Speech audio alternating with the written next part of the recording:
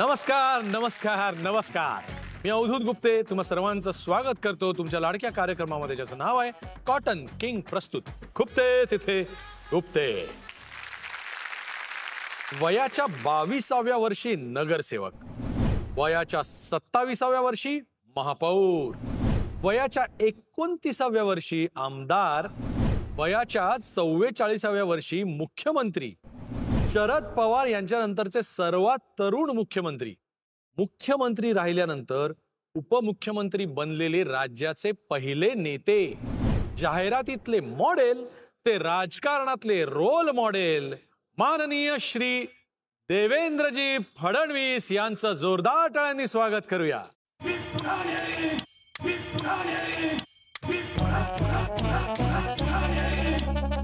माझी खूप टिंगटवाळी अनेकांनी केली, पण मी आलो आणि यांनाही घेऊन आलो.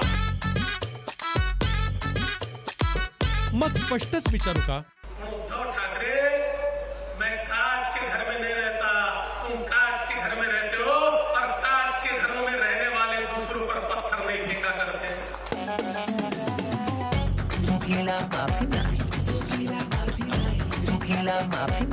त्यांच्या गुगलीमुळे मी बोल्ड व्हायच्या ऐवजी त्यांचे पुत्र अजित पवारच बोल्ड झाले.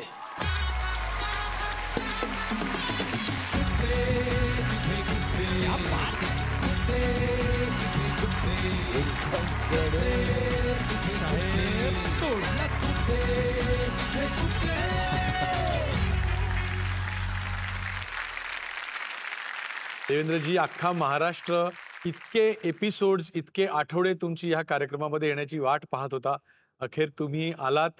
मी झी मराठी आणि खुपते तिथे गुप्तेच्या संपूर्ण टीमतर्फे आणि महाराष्ट्रातर्फे तुमचे खूप आभार मानतो. धन्यवाद. मी पण वाट पाहत होतो की तुम्ही मला कधी बोलवताय. मला वाटलं आता हाही सीझन संपला आणि तुमचं काही बोलवणं आलंच नाही, त्यामुळे मला बाहेर ठेवता की काय असं वाटत होतं.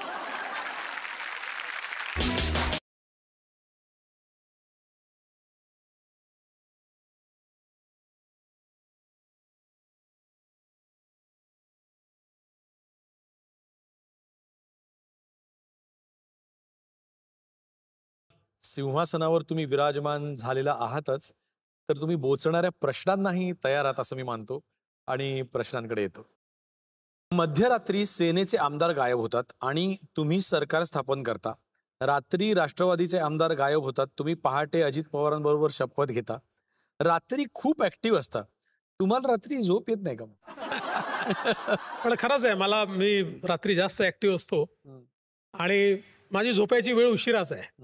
त्याच्यामुळे रात्री जरा जास्त एनर्जी असते. म्हणजे पवार साहेब इतर लोकांना सांगतात की सकाळी लवकर उठा. आता पवार साहेबांनी सांगायचं झालं तर तुम्हाला म्हणतील लवकर झोपा, आरामात उठा. नाही, असं काही नाही. मी दिवसाही तेवढाच ऍक्टिव्ह असतो. पण आता काय, कधी कधी काही गोष्टी रात्री जास्त सोप्या असतात करणं, त्यामुळे त्या रात्री होतात.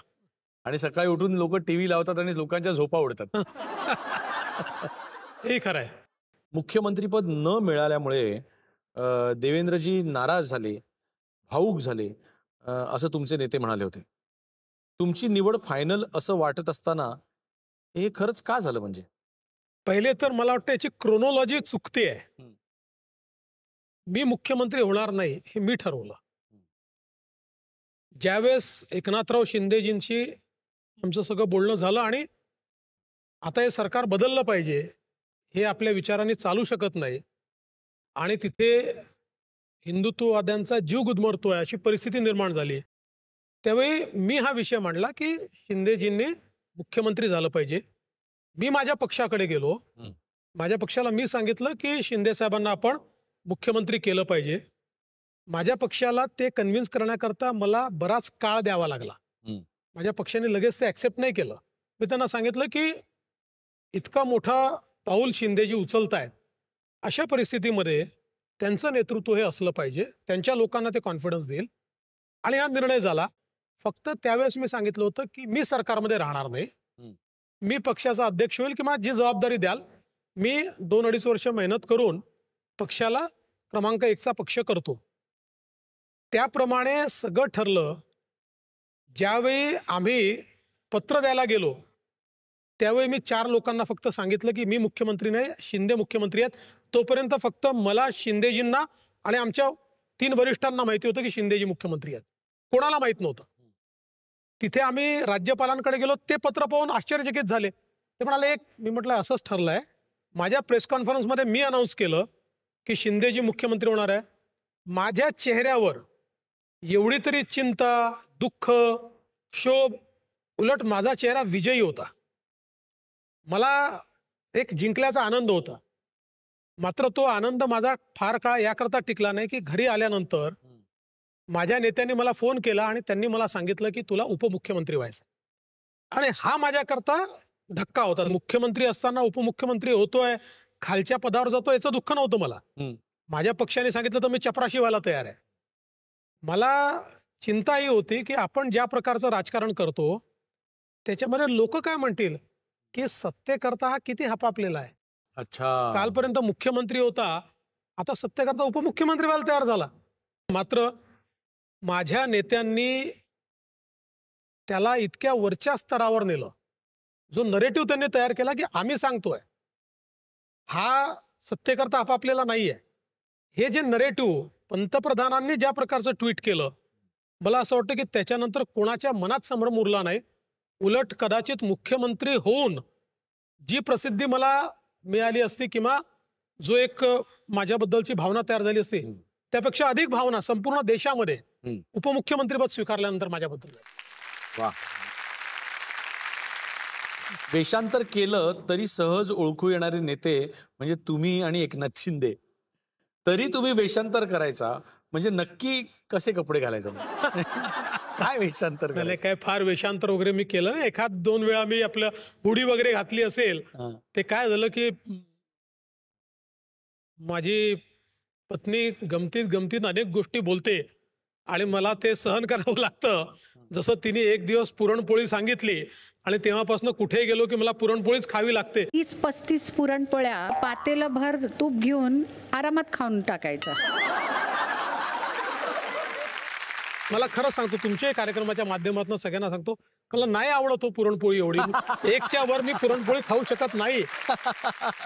अरे लोक एवढं कॉन्फिडेंटली, आम्हाला माहिती आहे तुम्हाला पुरणपोळी आवडते, आम्ही तीच करून ठेवली आहे. काय त्यांना उत्तर द्यायचं? म्हणून आज तुमचा कार्यक्रम फार जास्त पाहिला जातो. म्हणून याच्या माध्यमातून मी सगळ्यांना विनंती करतो, मला पुरणपोळी फार आवडत नाही. एखादी मी खाऊ शकतो, त्यामुळे त्याच्या व्यतिरिक्त दुसरं काही गोड केलं, मोदक वगैरे, तर अधिक बरा. आणि आता वेळ झालेली आहे ती खुर्ची फिरण्याची.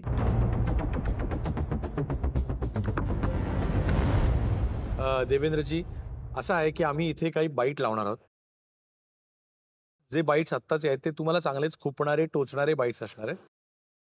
तर सुरू करा पहिला बाईट. आणि तुमच्या भाजपच्याच लोकांनी पराभव केलाय. राधाकृष्ण विखे पाटलांच्या संस्थानात झाकीर नाईक 4.5 कोटी रुपये का देतो? किंमत आहे चौकशी करण्याची फडणवीसांची. फडणवीस यांच्याकडे गृहमंत्री म्हणून माहिती नसेल तर आम्ही द्यायला तयार आहोत. राहुल कुल 500 कोटीचं मनी लॉन्ड्रिंग, हे पहा. काल आणि परवा ही सगळी कागदपत्र ईडीकडे पोचली आहेत. त्या संदर्भात माझ्याकडे ईडीची पोच पावती रिसिव्ह. राहुल कुल भारतीय जनता पक्षाचे दौंडचे आमदार, 500 कोटी का मनी लॉन्ड्रिंग. राहुल कुल बीजेपी के एमएलए है. हा पूरा कारखाना बेच दिया. क्या कर रहे हैं फडणवीस साहब? हा कागद दाखव.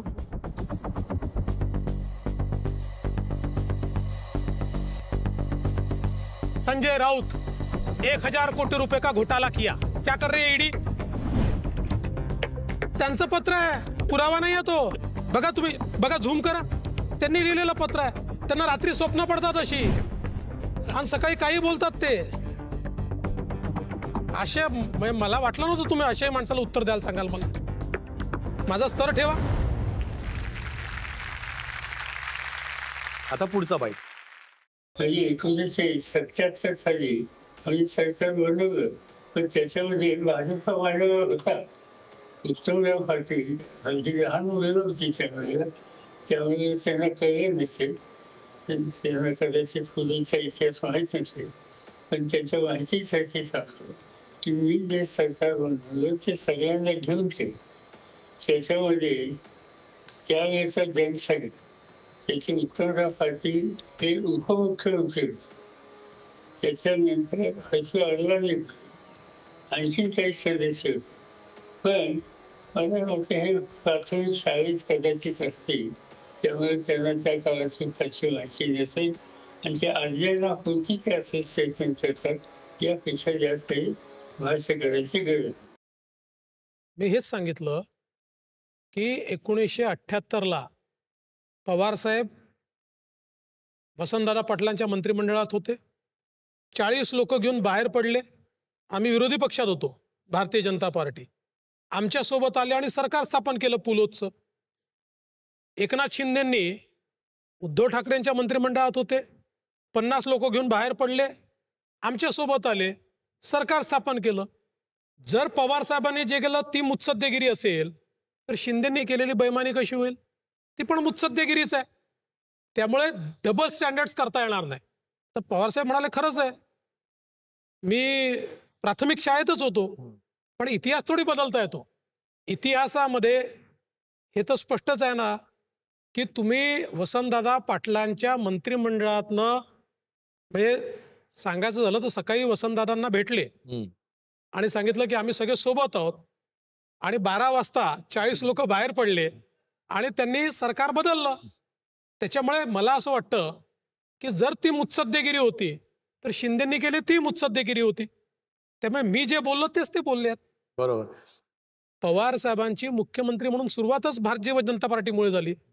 आम्ही समर्थन दिलं नसतं त्यांचं सरकारच झालं नसतं. योगी आदित्यनाथ, शिवराज चौहान, खट्टर यांना भाजप मुख्यमंत्री म्हणून पुन्हा संधी देतं. मग फडणवीसांसाठीच वेगळा न्याय का? नाही, वेगळा न्याय नाहीच. असं आहे की परिस्थिती असती तर फडणवीसांना मुख्यमंत्रीच केलं असतं. कारण 2019च्या निवडणुकीमध्ये स्वतः माननीय पंतप्रधान महोदयांनी देवेंद्र फडणवीस आमचे मुख्यमंत्री पदाचे उमेदवार आहेत, यांच्या नेतृत्वात आम्ही निवडणूक लढतोय, हे 4 वेळा जाहीर केलं. अमित भाईंनी जाहीर केलं, राष्ट्रीय अध्यक्षांनी जाहीर केलं, एवढंच काय उद्धव ठाकरेंनी जाहीर केलं. आणि त्यातलं माझं शल्य काय सांगतो, म्हणजे मला काय खुपते ते तुम्हाला सांगतो की 5 वर्ष आम्ही सरकार चालवलं. अर्ध्या रात्री उद्धवजींनी फोन केला तरी ते जे म्हणतील त्याला मान होता. मी कधी त्यांना नाही म्हटलं नाही. कधीच मी मुख्यमंत्री आहे तर मी त्यांच्याकडे जाणार नाही असं नाही. मी स्वतः मातोश्रीवर जायचो. कुठेही मान अपमान नाट्य मी केलं नाही. अनेक वेळा प्रोटोकॉलमध्ये पंतप्रधानांच्या आधी मुख्यमंत्री बोलतो, त्याच्या आधी सगळे बोलतात. मी प्रोटोकॉल तोडून माझं भाषण केल्यानंतर त्यांना भाषण करायला द्यायचो. एवढं सगळं असताना ठीक आहे, तुमचं नाही पटलं, तुम्हाला मुख्यमंत्री व्हायचं आहे, तुम्ही दुसऱ्यासोबत जाणार आहात, हिमतीने सांगितलं पाहिजे, फेस केलं पाहिजे. मला जे खुपतं ते एवढंच खुपतं की त्यांनी माझे फोन देखील उचलले नाही. शेवटी इतके तुम्ही सोबत राहिल्यानंतर किमान एवढी तरी मला असं वाटतं की दानत असली पाहिजे की फोनवर सांगू शकले असते की नाही देवेंद्र, मला मुख्यमंत्री व्हायचं आहे किंवा काय जे काय कारण असेल, पण मी तुमच्यासोबत येऊ शकत नाही. पण त्यांनी माझे फोन देखील घेतले नाहीत, याचं मला खरंच दुःख आहे. लोकांना आता असं वाटतं की भारतीय जनता पक्ष म्हणजे एक वॉशिंग मशीन आहे, ज्याच्यामध्ये लोक गेली की स्वच्छ होऊन बाहेर येतात. असं ते असा एक नरेटिव्ह तयार करण्याचा प्रयत्न होतोय. एक मला उदाहरण असं दाखवा की बाबा भारतीय जनता पक्षात कोणीतरी आला आणि म्हणून त्याची जुनी चाललेली केस बंद होऊन गेली, असं नाही झालंय. पहा, मी एक गोष्ट तुम्हाला सांगतो की मी काही असा माझा दावा नाही की मी जगातला सगळ्यात प्रामाणिक माणूस आहे. राजकारणामध्ये कॉम्प्रोमाइजेस मी पण करतो, पण ते किती केले पाहिजेत याची सीमा मला माहिती आहे, माझ्या पक्षालाही माहिती आहे. शेवटी आदर्शवाद हा महत्त्वाचाच असतो, पण जो आदर्शवाद हा तुम्हाला गेमच्या बाहेर टाकेल त्याचा फायदा नसतो. गेममध्ये राहिलात तर आदर्शवादी राहाल, गेममध्ये राहिलात तर एथिकल पॉलिटिक्स करू शकाल. गेमच्या बाहेर फेकला गेलात तर एथिकल पॉलिटिक्स करू शकणार नाही तुम्ही. त्यामुळे गेममध्ये राहण्यापुरतं कॉम्प्रोमाइजेस करावे लागतात. ते कालही मी केले आहेत, ते आजही मी करतोय आणि उद्याही मी करणार आहे.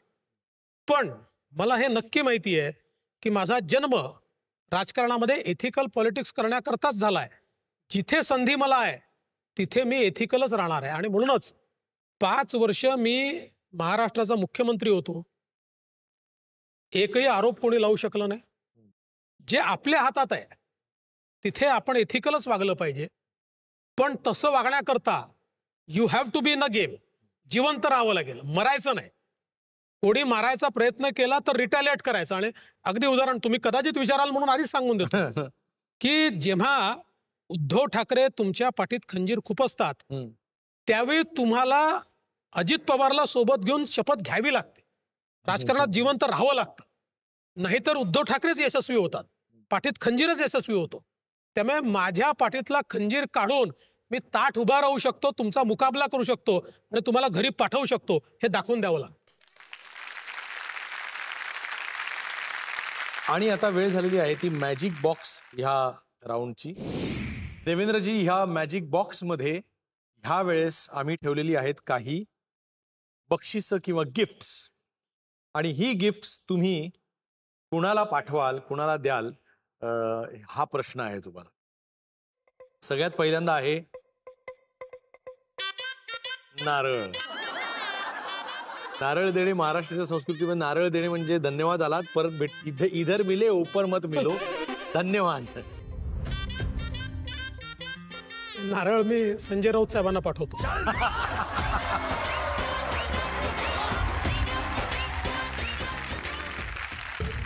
पुढील गोष्ट आहे मॅच बॉक्स. शक्यतो 2 लोकांमध्ये आग लावण्याचं जे काम करत असतात त्यांच्याकडे ही वस्तू कायम असते. ही मीडियालाच पाठवावी लागेल.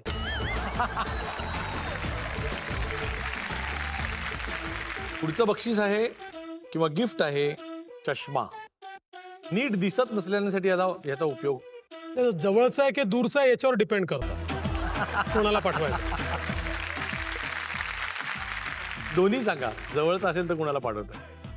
जवळचा असो का दूरचा असो, ज्यांना राजकारणामध्ये जवळचं आणि दूरचं नसतं, दिसून न दिसल्यासारखं अनेक लोक करतात, अशांना तो चष्मा पाठवावा लागेल.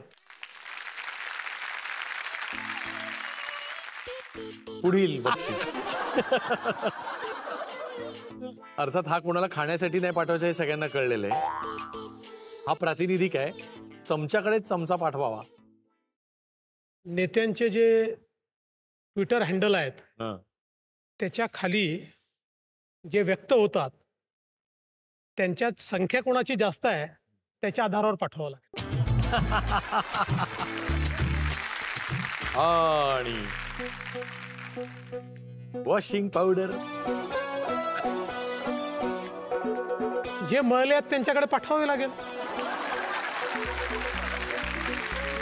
ते मळलेले लोक म्हणतात की ही पावडर सगळ्यात जास्त दिल्लीत मिळते म्हणून. असं हा आहे ना, खरं आहे.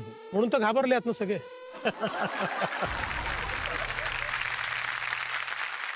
मोदीजी पावडर घेऊन नाही फिरत, मोदीजी सोटा घेऊन फिरतात. आणि जे लोक मळलेले आहेत त्यांना लाईनीवर आणतात. खूप छान उत्तरं दिलेली आहेत. हा राऊंड इथेच संपतो. आणि आता वेळ झालेली आहे ती फोन राऊंडची.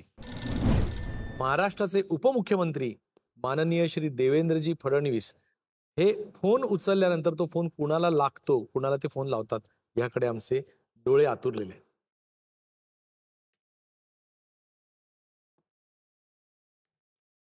नमस्कार अटलजी.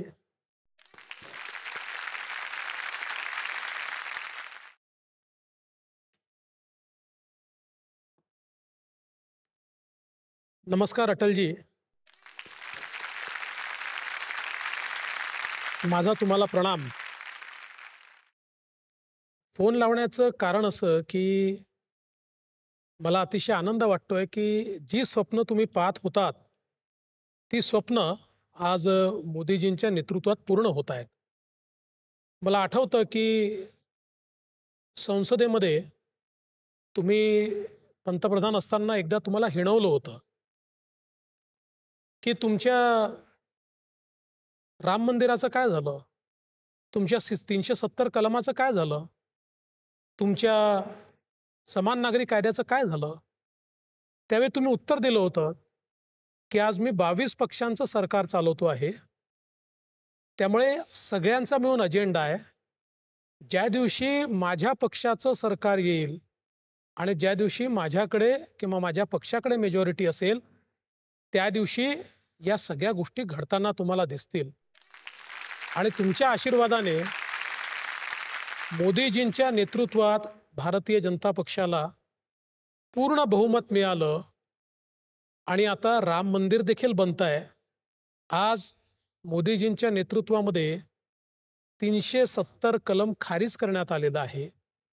आणि आता तुम्ही जे म्हणायचे ते सत्य आहे, कारण तुम्ही ज्यावेळी श्यामाप्रसाद मुखर्जींसोबत त्या ठिकाणी श्यामाप्रसादजींनी नारा दिला होता, एक देश में 2 प्रधान 2 विधान 2 निशान नहीं चलेंगे और मैं बिना परमिट के कश्मीर में जाऊंगा, त्यावेळी तुम्ही त्यांच्यासोबत होतात.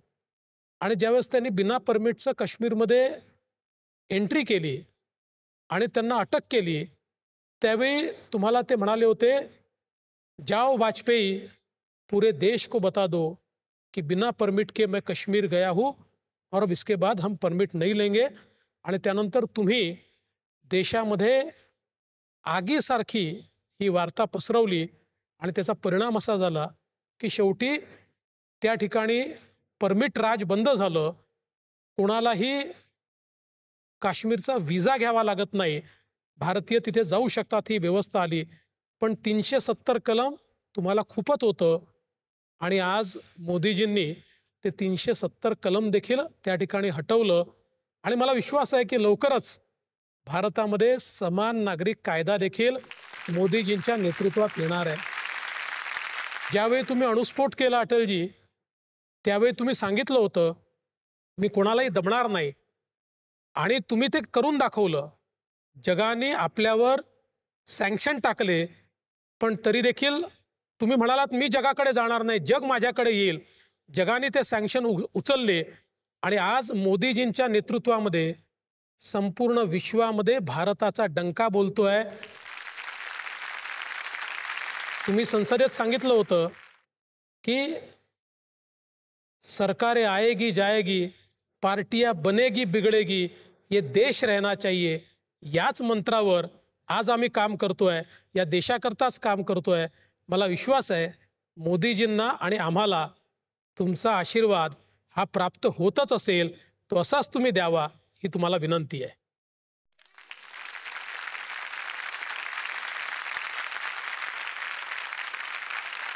आणि आता वेळ झालेली आहे ती रॅपिड फायरची. काही रॅपिड प्रश्न काढलेले आहेत आणि फायर ब्रँड उत्तर अपेक्षित आहेत. कोणते विरोधक जास्त साधे, कर्तव्यदक्ष, प्रामाणिक आणि सरळ वाटतात? केजरीवाल का उद्धव ठाकरे?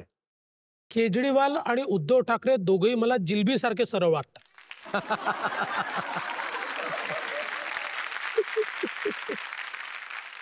महाराष्ट्राचा भावी युवा नेता कोण, जो अभ्यासू, संयमी आणि दूरदर्शी वाटतो? आदित्य ठाकरे की श्रीकांत शिंदे? जो आपल्या वडिलांच्या छायेतनं सगळ्यात पहिले बाहेर येईल तो. वा. कुणाशी जास्त मन मोकळेपणे बोलता, अमित शहा की नरेंद्र मोदी? अमित शहा. अच्छा. कारण मोदीजींशी बोलताना एक वडिलकीचं नातं आहे, त्यामुळे मनमोकळं बोलता येतं, पण तरी देखील बोलताना एक दडपण असतं. अमित भाईंशी जे नातं आहे त्यात काहीही बोलता येतं. अरे वा. एकदाच काय ते सांगून टाका, विदर्भ वेगळा पाहिजे की नको? माझ्या पक्षाची भूमिका ही छोट्या राज्यांची आहे आणि ती आजची नाही आहे, ती 1980 पासूनची आहे. जी माझ्या पक्षाची भूमिका असते तीच माझी भूमिका असते. मात्र आज महाराष्ट्रामध्ये उपमुख्यमंत्री म्हणून काम करत असताना विदर्भावर अन्याय होणार नाही हे देखील मी बघतो, आणि विदर्भातला असलो तरी राज्याच्या इतर भागावर अन्याय होणार नाही हे देखील मी बघतो. आणि म्हणूनच मी मुख्यमंत्री असताना मी जसा विदर्भाचा विकास केला तसाच पश्चिम महाराष्ट्राच्या दुष्काळी भागामध्ये पश्चिम महाराष्ट्रातले नेते पाणी पोचवू शकले नव्हते, ते मी पोचवलं. गेल्या 10 वर्षात राजकीय वैर अत्यंत वैयक्तिक पातळीवर गेलं. नेते अत्यंत खालच्या पातळीवर टीका करू लागले. हे तुमची सत्ता आल्यानंतर सुरू झालं असं लोकांचं म्हणणं आहे. तर हा योगायोग आहे का तुमच्या विरुद्ध कारस्थान आहे? खरं म्हणजे हे कधी सुरू झालं असं जर तुम्ही मला विचाराल तर मी तुम्हाला पुराव्यासहित सांगू शकेल की महाविकास आघाडीचं सरकार जेव्हा आलं आणि उद्धवजी मुख्यमंत्री झाले आणि त्यानंतर महाविकास आघाडीचे नेते आणि त्यांच्या कार्यकर्त्यांच्या टीम यांनी जी वैयक्तिक खालची पातळी गाठली ती मला असं वाटतं की महाराष्ट्राच्या राजकीय कल्चरला एक कलाटणी देणारी होती आणि वाईट कलाटणी देणारी होती. तिथनं ते सुरू झालं. म्हणजे वैयक्तिक टार्गेट करणं, घरच्यांना टार्गेट करणं, पत्नीला टार्गेट करणं, अतिशय अश्लील लिहिणं, वाईट लिहिणं आणि नेत्यांनी त्याचं समर्थन करणं, नेत्यांनी टोमणे मारणं, हे तेव्हापासून सुरू झालं. आणि मग याचं भीष्म पितामह कोणाला म्हणता येईल? तर ते अर्थातच संपादकांना म्हणता येईल. त्यामुळे सामनाच्या संपादकांनी जी पातळी गाठली त्या पातळीवर तर महाराष्ट्र कधीच गेला नव्हता. हे अतिशय दुर्दैवी आहे. पण मला असं वाटतं की संजय राऊत ज्या प्रकारे बोलतायत, माझी त्यांना विनंती आहे, म्हणजे ठीक आहे त्यांचे माझे संबंध, पण इतक्या खालच्या पातळीला आणू नका. हे महाराष्ट्राला शोभणारं नाही आहे.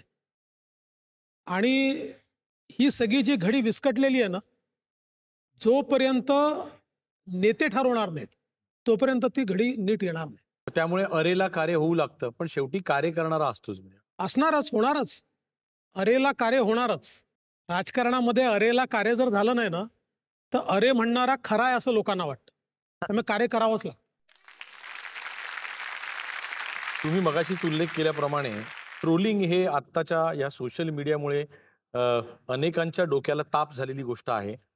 आणि तुम्हाला देखील ट्रोलिंगचा त्रास होत असणार आहे आम्हाला माहिती आहे. पण आम्ही खास काही ट्रोल्स काढून आणलेत. आमचा हा ट्रोल राऊंडच आहे की आम्ही तुम्हाला त्या ट्रोलिंग बद्दल विचारण्यापेक्षा थेट ते ट्रोल्सच आम्ही तुम्हाला दाखवतो. त्याबद्दलचं तुमची प्रतिक्रिया आम्ही जाणून घ्यायची आमची इच्छा आहे. दाखवा पहिला ट्रोल. गोंडस चेहऱ्याचा सगळ्यात आक्रमक नेता म्हणजे फडणवीस. कधी कुणाचा गेम करतील सांगता येत नाही. कधी कुणाचा गेम करतील दिस इज नॉट ट्रू. मी कधीच कोणाचा गेम करत नाही. पण हे खरंच आहे की मी कधी कोणाच्या वाट्याला जात नाही. माझ्या वाट्याला आला तर सोडत नाही, एवढं फक्त. पुढचा ट्रोल बघूया. भाजपच्या सच्च्या कार्यकर्त्याला फडणवीस यांनी काहीच दिलं नाही. बाहेरच्या लोकांचे जास्त लाड करतात. गोपीचंद पडळकर, चित्रा वाघ, राहुल नार्वेकर, नारायण राणे, महादेव जानकर मोठे झाले, पण आमच्या माधव भंडारी सारख्यांचं काय?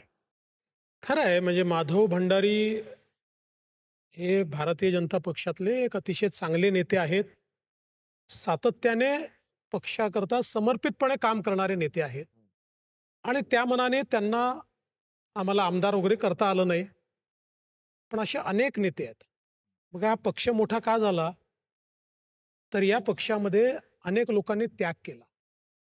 आम्ही का मुख्यमंत्री बनू शकलो? कारण अनेक लोकांनी त्याग केला म्हणून बनू शकलो. सगळ्यांनीच जर ठरवलं की आपल्याला काहीतरी मिळालंच पाहिजे तर हा पक्ष कधीच मोठा होऊ शकला नसता. त्यामुळे मला असं वाटतं की बाहेरच्यांना असं वाटणं साहजिक आहे की वर्षानुवर्ष काम करणारे लोक आहेत, त्यांना काही मिळत नाही आहे. असंही नाही आहे. आता ज्यांना मिळालं त्यातले तुम्हाला 75% लोक असे दिसतील की जे होमग्रोन आहेत, जे वर्षानुवर्ष काम करतायत. त्यामुळे हा एक मिक्स आहे. आमचा प्रयत्न असा असतो की कुठेतरी पक्षातमध्ये काम करणारी जी मंडळी आहेत यांना काही ना काही त्या ठिकाणी पद दिलं पाहिजे, त्यांना कुठली तरी संधी दिली पाहिजे. कधी देता येते, कधी देता येत नाही. पण निश्चितपणे त्यांच्या प्रती आम्ही म्हणजे आमची कृतज्ञता व्यक्त करू इच्छितो की अशा या शेकडो, हजारो, लाखो कार्यकर्त्यांमुळेच आज भारतीय जनता पक्ष इथपर्यंत पोहोचला. आता वेळ झालेली आहे खुर्ची पुन्हा एकदा फिरण्याची, परंतु ह्या वेळेला खुर्ची जी फिरणार आहे ती काही टोचलेले बाईट्स बघण्यासाठी नव्हे, तर काही आवडतील असे बाईट्स बघण्यासाठी. बघूया बाईट.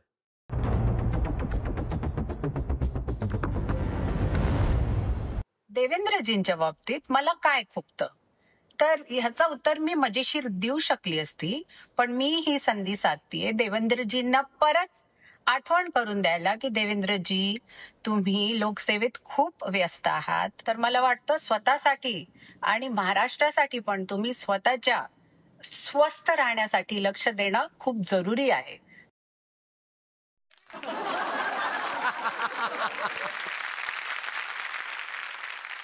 देवेंद्रजींच्या बाबतीत मला काय खुपतं, तर ह्याचं उत्तर मी मजेशीर देऊ शकली असती, पण मी ही संधी साधतीये देवेंद्रजींना परत आठवण करून द्यायला की देवेंद्रजी, तुम्ही लोकसेवेत खूप व्यस्त आहात, पण स्वतःकडे लक्ष देणं पण जरुरी आहे. कधीही कितीही वाजता झोपणं, वेळी अवेळी कमी झोप घेणं, खाण्यापिण्यात जिथे जे खायला मिळालं ते खाणं आणि व्यायामासाठी वेळ न मिळणं, या गोष्टी लॉंग टर्म मध्ये तुमच्या हेल्थसाठी चांगल्या नाही आहेत. तर मला वाटतं स्वतःसाठी आणि महाराष्ट्रासाठी पण तुम्ही स्वतःच्या स्वस्थ राहण्यासाठी लक्ष देणं खूप जरुरी आहे. काय उत्तर द्याल? हे लेक्चर मी नेहमी ऐकतो हो ना. आणि मी दरवेळेस सांगतो की आता 15-20 दिवसांनी मी जरा व्यायाम वगैरे सुरू करतो. मग तो कधीच सुरू होत नाही, किंवा सुरू झाला तर तो 3-4 महिन्याच्यावर टिकत नाही. मग मी सांगतो की आता सगळं वेळेवरचं जेवण वगैरे सुरू करतो. 15-20 दिवस होतं, मग ते परत सुटून जातं. त्यामुळे हे आमचं चक्रव्यूह हा सातत्याने चालूच असतो. पण वहिनी, मी तुम्हाला सांगतो की मी मागच्या वेळेला ज्या वेळेला देवेंद्रजींना भेटलो होतो त्याच्यापेक्षा आता मला ते जवळनं ते अतिशय अजून बारीक झालेले दिसत आहेत, अजून फ्रेश दिसत आहेत, अजून यंग दिसत आहेत. हे माझं पर्सनल मत आहे.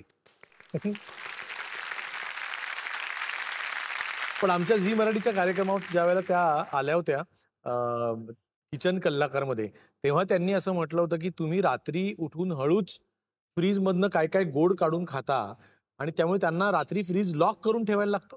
हे खरं आहे, मी बाकी काहीच खात नाही.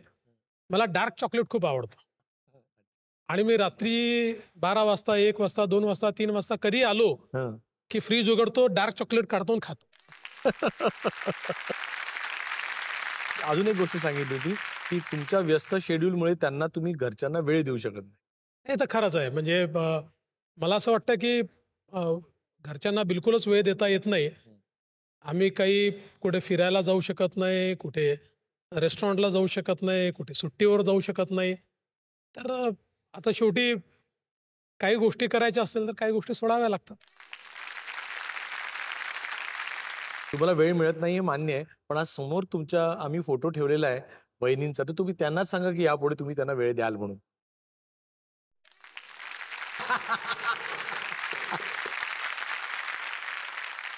पुढचा बाईट बघूया. तो त्या प्रत्येक कठीण परिस्थितीला धीरोदात्तपणे तोंड देतो आणि स्वतःला सिद्ध करतो प्रत्येक गोष्टीमध्ये. 24/7 काम करत असतो. ते काम करत असताना त्याला कधीच कशाचंच भान नसते. पण माझं असं म्हणणं आहे की बा, एवढं काम तुम्हाला करायचं आहे तर तुम्ही सकाळचा आपला ब्रेकफास्ट व्यवस्थित केला पाहिजे, तुम्ही लंचला पण काहीतरी खाल्लं पाहिजे आणि रात्री पण तुम्ही जे काय तुम्हाला आवडेल, सूप म्हणा, काही म्हणा, असं प्यायलं तरी चालेल. पण या कुठल्याही गोष्टी त्याच्या व्यस्ततेमुळे तो पाळू नाही शकत. याचं मला फार वाईट वाटतं की हे अपन बच गए तो डूब गई दुनिया नको, अपन नहीं बचना चाहिए, दुनिया को भी बचाना चाहिए.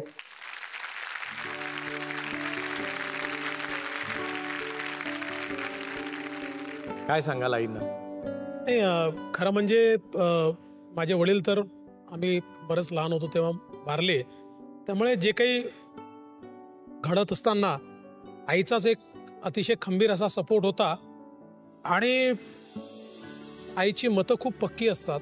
आणि सगळ्यात महत्त्वाचं असं आहे की बरेचदा आईचं म्हणणं मला पटत नाही, पण मला हे माहिती असतं की politically she is more correct. तिचं बऱ्याचशा सिच्युएशनवरचं जे आकलन असतं हम्म. ते एकदम करेक्ट असतं. त्यामुळे ती कधी एखाद्या गोष्ट ज्यावेळेस व्यक्त करते, मी जरी मला ते पटलं नाही तरी माझ्या डोक्यात माहिती असतं की म्हणते ते बरोबर आहे. आणि मला असं वाटतं की म्हणजे आम्हाला जी स्ट्रेंथ मिळाली ती तिच्यामुळेच मिळाली. वा. वेळ झालेली आहे खुर्ची परत पूर्व ठिकाणी आणून ठेवायची.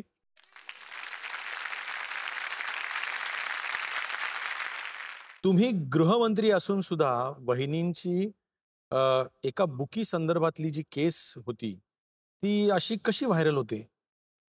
पहिली गोष्ट तर अशी आहे की एका बुकीने, आणि तो केवळ बुकी नाही आहे तर 7 वर्ष झाले फरार आहे. आणि मागच्या सरकारमध्ये त्यांनी जे काही त्याची ॲडजस्टमेंट असेल त्याच्या आधारावर स्वतःच्या केसेस मागे घेणं सुरू केलं होतं. सरकार बदललं.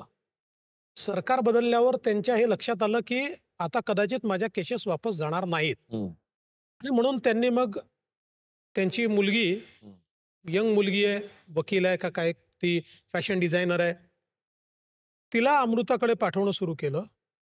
आणि तिने पहिल्यांदा येऊन की माझी आई वारली, मी तिच्यावर पुस्तक लिहिलं आहे, माझं पुस्तक तुम्ही पब्लिश करा, मग मी डिझायनर आहे, माझी साडी जर तुम्ही घातली तर माझं नाव होईल, असं करून तिने त्या ठिकाणी सलगी वाढवली.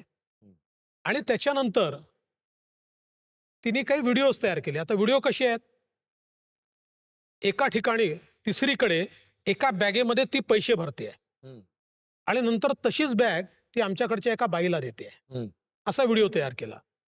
आता फॉर्च्युनेटली शेवटी परसेप्शननी चालतं. असा व्हिडिओ जर कोणाकडे गेला असता तर त्यांनी म्हटलं असतं तुम्ही घेतलेच आहेत. फॉर्च्युनेटली त्यावेळी तिने ज्यावेळेस आमच्या बाईला दिलं तो म्यूट होता, पण त्यात आमच्या बाईने सांगितलं की तिने ह्याच्यात दिविजाकरता कपडे दिले आहेत. आमच्या बाईने तो उघडला.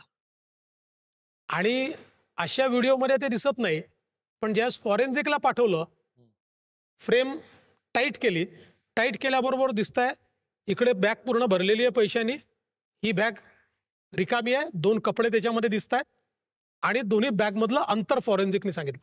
असे 4-5 व्हिडिओ तयार केले आणि ते माझ्या पत्नीला पाठवलं आणि सांगितलं आमच्या केसेस परत घ्या, आम्हाला 10 कोटी रुपये द्या, नाहीतर हे सगळं आमचं. 2 मोठ्या नेत्यांची नावं घेतली, या नेत्यांशी आमची ओळख आहे, आम्ही हे त्यांच्याकडे पाठवू. त्यांच्याकडे गेलं की देवेंद्रजींचं गृहमंत्रीपद गेलं.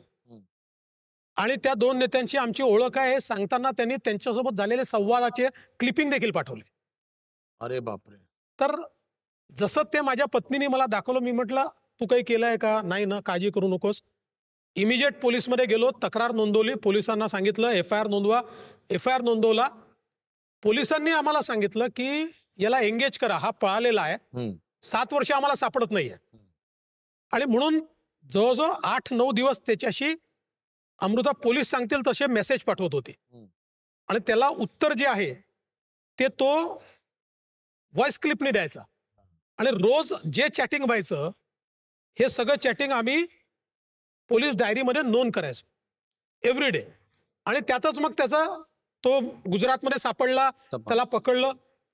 आता हे जी सगळी चॅटिंग आहे ही आरोपपत्राचा भाग केलाय, कारण आरोपपत्रामध्ये ते द्यावं लागतं, बरोबर.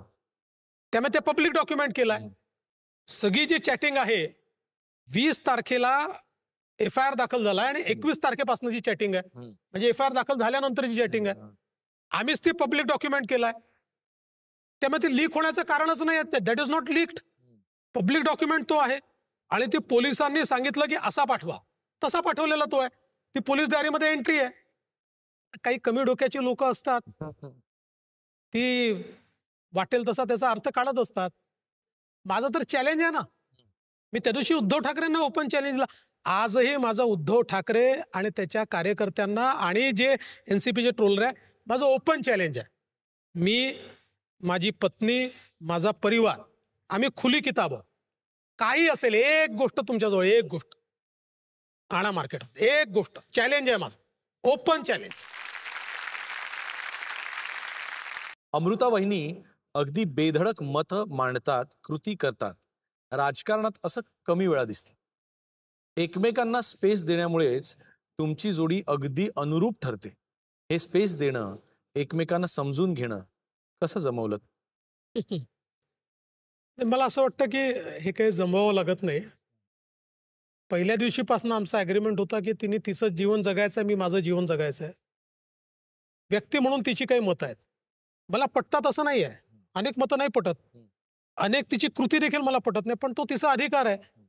तुला जर समजा इतकं स्ट्रेट फॉरवर्ड राहायचं असेल तर हा त्रास सहन करावा लागेल. कारण अजूनही आपल्या समाजामध्ये आपण किती पुढारलेले सांगितलं तरी महिलांनी इतकी मोकळी मतं मांडणं बरोबर, हे फार काही पचत नाही.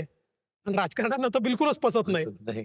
पण मी हे निश्चितपणे सांगतो की तिची मतं मला पटत नाहीत, पण ती मतं मांडण्याचा तिला अधिकार आहे आणि तो मी कधीच हिरावून घेणार. वा वा वा वा. देवेंद्रजी, तुम्हाला आयुष्यात नक्की असं काय खुपलं म्हणून तुम्ही स्वतःला इतकं टफ बनवलं? अनुभवच तुम्हाला टफ बनवतात. शेवटी मला असं वाटतं की वडिलांच्या जाण्यानंतर एक वेगळं जीवन त्या ठिकाणी जगायला मिळालं. इतक्या वेगवेगळ्या आंदोलनांमध्ये त्या ठिकाणी सहभागी झालो, त्यामुळे यातनं एक नेतृत्व घडत गेलं किंवा यातनं एक टफनेस हा तयार होत गेला. आणि मग जीवनामध्ये अनेक झटके देखील पडतात तुम्हाला, ते तुम्हाला खूप गोष्टी शिकवून जातात, ते तुम्हाला टफ करतात. मला असं वाटतं त्यातनं व्यक्तिमत्व घडलं. पण अदरवाईज मी काही फार टफ वगैरे नाहीये, पण जेवढं असायला पाहिजे तेवढं आहे. तुमच्यासारख्या आतून हळूवार, संवेदनशील पण बाहेरून टफ अशा व्यक्तिमत्वाला आमच्या कॉटन किंग या प्रायोजकांतर्फे एक ॲक्वा टफ भेट. खरंच हा तुमचा ॲक्वा टफ प्रवास आमच्यासाठी खूप प्रेरणा देणार आहे.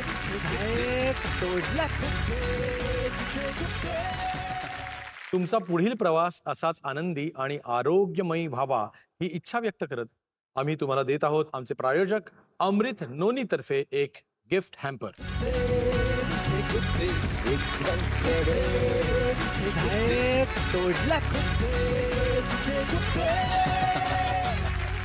पुन्हा भेटूया पुढच्या रविवारी ह्याच वाहिनीवर ह्याच वेळी तुमच्या लाडक्या कार्यक्रमामध्ये, ज्याचं नाव आहे कॉटन किंग प्रस्तुत. गुप्ते तिथे गुप्ते.